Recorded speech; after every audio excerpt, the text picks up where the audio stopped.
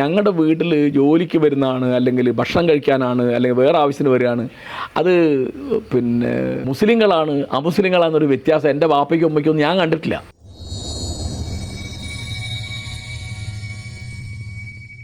മാഷിൻ്റെ ജീവിതത്തിൽ വിശ്വാസത്തിനും അല്ലെങ്കിൽ മതേതര വിശ്വാസത്തിനും അതിന് എത്രത്തോളം ഇൻഫ്ലുവൻസ് വരുത്തിയിട്ടുണ്ട്? നിങ്ങൾ ഈ മതേതര വിശ്വാസം എന്നൊക്കെ പറയുമ്പോൾ ഇതെന്തോ ഞാൻ വായിച്ച് പഠിച്ചതോ ഗവേഷണം ചെയ്ത് കണ്ടെത്തിയെന്താണെന്ന് തോന്നുന്നു. അങ്ങനെയല്ല. ഇപ്പം എൻ്റെ വീട്ടിൽ ഞാൻ അങ്ങനെ എൻ്റെ വീട്ടിലൊന്നും വേണ്ട, എൻ്റെ നാട്ടിലൊന്നും എൻ്റെ കുട്ടിക്കാലത്തൊന്നും ഇതൊന്നും യാതൊരു വ്യത്യാസം ഉണ്ടായിരുന്നില്ല. ഇപ്പോൾ ഉദാഹരണം പറയാം, ഇപ്പം എൻ്റെ വീട്ടിൽ ഞങ്ങളുടെ 10 വീട് അപ്പുറമുള്ള ഒരു ആണ്ടിക്കുട്ടി എന്നൊരു കുട്ടി വളർന്നിരുന്നു, കറുത്ത് മെലിഞ്ഞുണങ്ങിയിട്ട്. അപ്പോൾ എന്താ വെച്ചാൽ മഹാദാരിദ്ര്യമാണ്. അപ്പോൾ എൻ്റെ ഉമ്മ പോറ്റാണ് അവനെ. അവൻ മുതിർന്നപ്പോൾ ഞങ്ങളുടെ കൂടെ വളർന്ന പാപ്പ അവനൊരു ചായപ്പൊടി ഇട്ട് കൊടുത്തു. മഹാസാധുവാണ്. പാപ്പയ്ക്ക് മസാലപ്പൊടി അതിൻ്റെ അടുത്തൊരു ചായപ്പൊടി ഇട്ട് കൊടുത്തു. പിന്നെ അവന് പള്ളവേദനക്കാരനാണ്. അപ്പോൾ പള്ളവേദന സഹിക്കാൻ വയ്യാതെ അന്ന് ഓപ്പറേഷൻ തീരുമാനിച്ചു ഡോക്ടർമാർ. അന്ന് ഓപ്പറേഷൻ ഭയങ്കര പേടിയാണ്. ഇവനെ തലേന്ന് പോയി തൂങ്ങി മരിച്ചു ആണ്ടിക്കുട്ടി. ഞാൻ ഉദാഹരണം പറയാം. അവനന്ന് ഭാര്യയും 2 ചെറിയ മക്കളൊക്കെ ഉള്ളത്. ഓപ്പറേഷൻ പേടിച്ചു. ഓപ്പറേഷൻ എന്ന് പറഞ്ഞാൽ അന്ന് ഭയങ്കര മരിച്ചു പോകുന്ന ആൾ വിചാരം. ഭയങ്കര ഇതൊക്കെ നാട്ടിൻപുറത്ത് അന്ന് ഇതൊന്നും അറിയില്ല. ഞാനീ പറഞ്ഞ 60കളുടെ 10-50 കൊല്ലം മുമ്പത്തെ കാര്യം ഞാൻ പറഞ്ഞത്. അപ്പോൾ അവൻ പോയി തൂങ്ങി മരിച്ചു. അപ്പോൾ ഞാൻ പറയുന്നത്, ഇപ്പം ഞങ്ങളുടെ വീട്ടിൽ ജോലിക്ക് വരുന്നതാണ്, അല്ലെങ്കിൽ ഭക്ഷണം കഴിക്കാനാണ്, അല്ലെങ്കിൽ വേറെ ആവശ്യത്തിന് വരികയാണ്. അത് പിന്നെ മുസ്ലിങ്ങളാണ് അമുസ്ലിങ്ങളാണെന്നൊരു വ്യത്യാസം എൻ്റെ വാപ്പയ്ക്കും ഉമ്മയ്ക്കൊന്നും ഞാൻ കണ്ടിട്ടില്ല. ഞാനങ്ങനെ വളർന്ന ഒരാളാണ്. എൻ്റെ മൂത്താപ്പുണ്ടായിരുന്നു, NC കോയക്കുട്ടി എന്നറിയും. അതേപോലെ ഒരു ഉദാഹരണം പറയാം. അദ്ദേഹത്തിന് കാറുണ്ട്, വലിയ കോടീശ്വരനാണ്. അദ്ദേഹത്തിൻ്റെ മകനാണ് ഈ സിനിമ നിർമ്മാതാവ് സലാം കാരശ്ശേരി. അപ്പോൾ അദ്ദേഹത്തിന് അന്ന് കുട്ടൻ എന്നൊരു ഡ്രൈവറുണ്ട്. അപ്പോൾ ആയുധ പൂജയുടെ അന്ന് കുട്ടൻ ഈ ചന്ദനം കുങ്കുമം തൊട്ടിട്ട് ഈ കാറിന് മുഴുവൻ അലങ്കരിച്ചു. അപ്പോൾ എല്ലാവരും ഇത് കണ്ട് ഭയങ്കര. അപ്പം മൂത്താപ്പ പറഞ്ഞു, എന്താ അവൻ്റെ ആയുധമല്ലേ അത്, നിങ്ങൾക്കെന്താ? അന്നവൻ കാർ എടുക്കുന്നില്ല, ഇദ്ദേഹം ടാക്സി വിളിച്ച് പോവാണ്. എന്തിന്? ഇവൻ്റെ ആയുധ പൂജയ്ക്ക്. അദ്ദേഹം 3ാം ക്ലാസ് വരെ പഠിച്ചിട്ടുള്ളൂ. എൻ്റെ ഉമ്മ 5ാം ക്ലാസ് വരെ പഠിച്ചിട്ടുള്ളൂ. എൻ്റെ ബാപ്പ 7ാം ക്ലാസ് വരെ പഠിച്ചിട്ടുള്ളൂ. ഇവരൊന്നും പണ്ഡിതന്മാരല്ല. ഇതൊരു മനോഭാവമാണെന്നേ.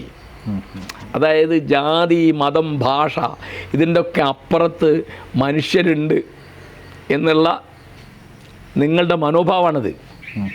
ഈ മനോഭാവം നാട്ടിലുണ്ടായിരുന്നു. അത് നശിപ്പിച്ച ആരാ? ഇവിടുത്തെ രാഷ്ട്രീയക്കാരും ഇവിടുത്തെ പുരോഹിതന്മാരും കൂടിയിട്ടാണ്. പുരോഹിതന്മാർ രാഷ്ട്രീയം കളിക്കുന്നു, രാഷ്ട്രീയക്കാർ മതം കളിക്കുന്നു. മനസ്സിലായോ? അപ്പോൾ ഇതൊന്നും ഒരു വിഷയമല്ല. ഇപ്പോൾ ഉദാഹരണം പറയുക, 1986 ക്ഷേത്രപ്രവേശന വിളംബരത്തിൻ്റെ 50ാം വാർഷികത്തിന് മാതൃഭൂമി ആഴ്ചപ്പതിപ്പിൽ ഞാനൊരു ലേഖനം എഴുതി. അതിൽ എൻ്റെ അറിവിൽ ആദ്യമായിട്ട് അതിലാണ് ശബരിമലയിൽ സ്ത്രീകളെ പ്രവേശിപ്പിക്കാത്തത് അന്യായമാണെന്ന് പറയുന്ന ലേഖനം. അത് ഞാനാണ് എഴുതിയത് 1986. അതായത് 1936 നവംബർ 12-ാം തീയതിയാണ് ക്ഷേത്രപ്രവേശന വിളംബരം.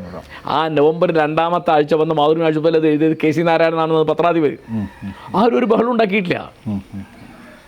ക്ഷേത്രപ്രവേശനത്തിൽ സ്ത്രീ പറഞ്ഞു എങ്ങാണ്ടായിരുന്നു എൻ്റെ ഹെഡിങ്. എനിക്ക് വളരെ കൃത്യമായിട്ട് ഓർമ്മയില്ല. മനസ്സിലായോ? അപ്പോൾ ഇങ്ങനെയൊക്കെ പറയുന്നതിനൊന്നും എഴുതുന്നതിനൊന്നും ഒരു പ്രശ്നം ഉണ്ടായിരുന്നില്ല. ഇപ്പം എന്താ സ്ഥിതി?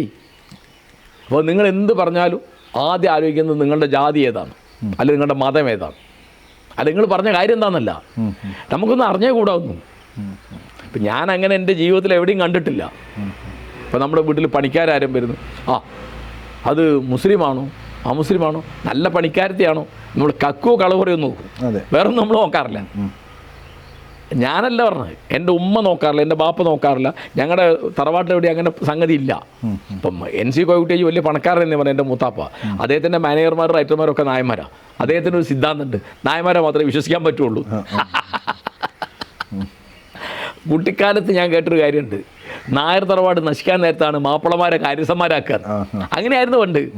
ഇപ്പം നിങ്ങൾ SK പൊറ്റക്കാടിൻ്റെ, ഉറൂബിൻ്റെ, അല്ലെ MT വാസുദേവൻ്റെ നോവലുകൾ നോക്കുക. ഒരു ഉദാഹരണം ഞാൻ പറയാം, ഉമ്മാച്ചു. അതിൽ കാര്യസ്ഥനാരാ? ചാപ്പുണ്ണിയാരാണ്. ഇതിവിടെ ഉണ്ടായിരുന്ന ജീവിതം ഇവിടുത്തെ. കാരണം ഞാൻ പറഞ്ഞില്ലേ, ഇപ്പം NC കോയക്കുട്ടിയേജിക്ക് മംഗലാപുരത്ത് വലിയ ബിസിനസ് ഏർപ്പാടുണ്ട്. അതൊക്കെ നോക്കിയിരുന്ന വേലായുധ മേനാ. കോഴിക്കോട്ടൊക്കെ നോക്കിയിരുന്ന മാധവൻ നായരാ. അതേ എപ്പോഴും പറയും, നായന്മാരെ മാത്രമേ വിശ്വസിക്കാൻ പറ്റുള്ളൂ. മനസ്സിലായോ? അപ്പോൾ ഈ മതേതരത്വം എന്നൊക്കെ നമ്മൾ ഇപ്പോൾ നിങ്ങളൊക്കെ ഈ ചർച്ച ചെയ്യുന്ന കാര്യം ഇതൊക്കെ ചർച്ച ചെയ്യുന്നല്ലോ എന്ന് എനിക്ക് തമാശ. കാരണം ഞാനിങ്ങനെ ഒരു വേർതിരിവ് കണ്ടിട്ടേ ഇല്ല. അവർ വിശ്വസിക്കുന്നു. ഇപ്പോൾ കല്യാണം കഴിക്കുമ്പോൾ മരിക്കുമ്പോൾ ചില ആചാരങ്ങളിൽ വ്യത്യാസമുണ്ട്. വേറെന്താ വ്യത്യാസം? ഒരു വ്യത്യാസമില്ല. അപ്പം അതുകൊണ്ട് അതൊക്കെ എൻ്റെ നാട്ടിലും എൻ്റെ കുടുംബത്തിലും മാത്രമല്ല, പ്രത്യേകിച്ച് എൻ്റെ കുടുംബത്തിലും. കാരണം അവിടെ ധാരാളം, ഇപ്പോൾ ഞാൻ കാരശ്ശേരിയിലെ ഏറ്റവും സമ്പന്നമായ കുടുംബത്തിലെ ഏറ്റവും ദരിദ്രമായ ശാഖയിൽ പിറന്ന ആളാണ് ഞാൻ. ധാരാളം പണിക്കാർ, ധാരാളം ആശ്രിതന്മാർ, അയൽക്കാർ ഒക്കെ ആയിട്ട് ഒരുപാട് ആളുകളുണ്ട്. അതിലൊന്നും ഈ ഒരു വ്യത്യാസമേ ഇല്ല. അന്നുമില്ല ഇന്നുമില്ല. ജോലിക്ക് ആളെ വെക്കുമ്പോഴോ സഹായിക്കുമ്പോഴോ സഹകരിക്കുമ്പോഴോ അയൽവക്കത്ത് വരുമ്പോഴോ ഒന്നും ഹിന്ദു മുസ്ലിം തമ്മിൽ കല്യാണം കഴിക്കില്ല, വേറൊന്നുമില്ല. മാഷേ, ഞാനൊരു പ്രസംഗത്തിൽ നിന്ന് കേട്ടതാണ് 5 നേരം നമസ്കരിച്ചിട്ട് സ്വർഗം കിട്ടുവാണെങ്കിൽ എനിക്ക് ആ സ്വർഗം വേണ്ട എന്നുള്ളത്. പക്ഷേ അങ്ങനെ പറയാനുള്ള ഒരു മാഷിൻ്റെ കാഴ്ചപ്പാട് എന്താണ്? അല്ലെങ്കിൽ മാഷിന് ആ വിശ്വാസത്തോടെ എന്താണ് പറയാനുള്ളത്? എന്താ വെച്ചാൽ അതിപ്പോൾ നിങ്ങൾ മനസ്സിലാക്കേണ്ട കാര്യം, ഞാൻ ഒരു മതത്തിലും വിശ്വസിക്കുന്ന ആളല്ല, ഞാനൊരു മതം അനുഷ്ഠിക്കുന്ന ആളല്ല. ഞാൻ എന്നെക്കൊണ്ടാവും പോലെ ഈ മതഗ്രന്ഥങ്ങൾ വായിക്കുകയും അതൊക്കെ പഠിക്കാൻ ശ്രമിക്കുകയും ചെയ്ത ഒരാളാണ്.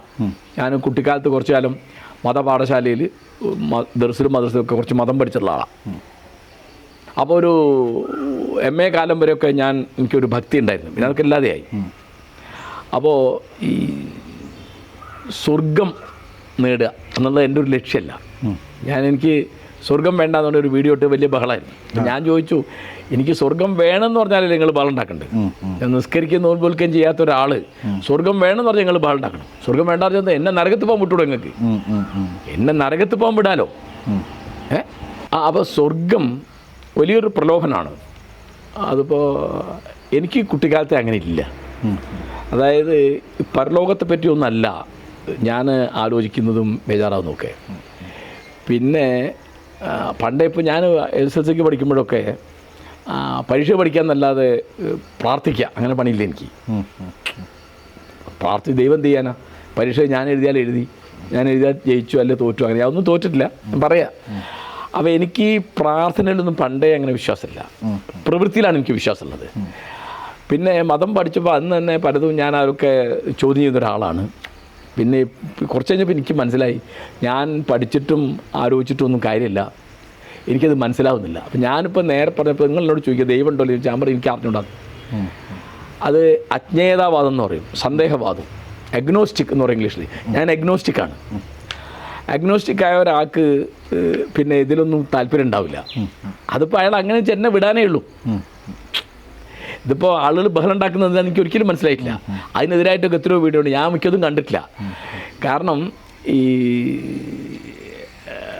ഇപ്പോൾ പരലോകമുണ്ടോ എനിക്ക് അറിഞ്ഞൂടാ, ഉണ്ടെങ്കിൽ എനിക്കൊരു തിരക്കടില്ല. അപ്പം നിങ്ങൾ കള്ളനാണല്ലോ പോലീസുകാരനെ പേടിക്കണ്ടേ? അതെ അല്ലേ? ഞാനിപ്പോൾ അറിഞ്ഞുകൊണ്ട് ഒരാൾ തെറ്റു പറ്റിയിട്ടുണ്ടാവും, അറിഞ്ഞുകൊണ്ട് ഒരാൾ ഞാൻ വഞ്ചിക്കുകയെ പണത്തിന് വേണ്ടി ഒരാളെ ചതിക്കുകയെ അല്ലെങ്കിൽ എൻ്റെ കാര്യത്തിന് വേണ്ടി വേറൊരാളുടെ പാര വയ്ക്കുകയെ ഒന്നും ഞാൻ എൻ്റെ ഓർമ്മയിൽ ചെയ്തിട്ടില്ല. പിന്നെ ഞാൻ പറഞ്ഞ വല്ല വാക്കോ പ്രവൃത്തിയോ വേറെ ആൾക്ക് ദ്രോഹമായിട്ട് വന്നിട്ട് എനിക്ക് പറയാൻ പറ്റില്ല. അപ്പോൾ അതുകൊണ്ട് ഇഹലോകത്തിലെ മറ്റ് മനുഷ്യരുടെ ദുഃഖങ്ങളെപ്പറ്റി അല്ലാതെ പരലോകത്ത് എന്താണ്, നരകത്തിൽ എത്ര 70,000 ഇരട്ടി ശക്തിയിൽ ആളുന്ന തീ, മറ്റ് എന്ത് ചെയ്യാനാ, അങ്ങനെ ഇട്ടിട്ടുണ്ട്, അത്രയേ ഉള്ളൂ. അല്ലാതെ അപ്പോൾ ഈ ദൈവത്തിന് എന്നെ കൊണ്ടൊരു ആവശ്യമില്ലല്ലോ, ഉണ്ടോ? ഇല്ല.